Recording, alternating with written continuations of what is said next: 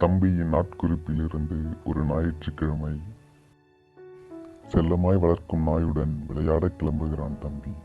மைதானத்தில் நுழையும் போதே வீட்டிற்கு போ என்று சைகை காட்டுகிறான் அண்ணன். அண்ணனின் நண்பன் தம்பியை பார்த்து, உன் அண்ணன் சட்டைதானே இது, ஏப்ரல் ஃபூலுக்கு நான் அடிச்ச எங்கு கரை அப்படியே இருக்கு பாரு என்று கர்வப்பட அண்ணனின் கோபம் அதிகமாகிறது. பெரிய பசங்க விளையாடுற இடத்துக்கு வராதேன்னு சொல்றேன்ல என்று தம்பியின் தலையில் குட்டுகிறான்.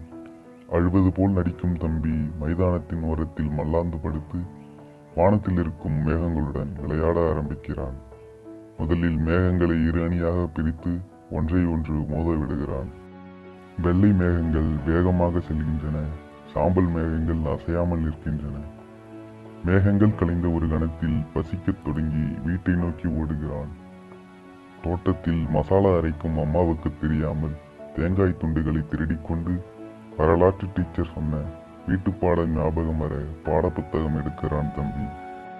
அண்ணன் படித்து முடித்து அட்டை கிழிந்த புத்தகம், நேருவின் முகத்தில் மீசை, காந்தியின் நெற்றியில் நாமம், மவுண்ட் பேட்டன் பிரபு அடிமை என்று எழுதியிருக்கிறான் அண்ணன். தன் கற்பனைக்கு இடமில்லாததால் புத்தகத்தை தூக்கி சுவற்றில் எறிந்து நிமிர்ந்து பார்க்கும் நாயை எட்டி உதைக்கிறான் தம்பி.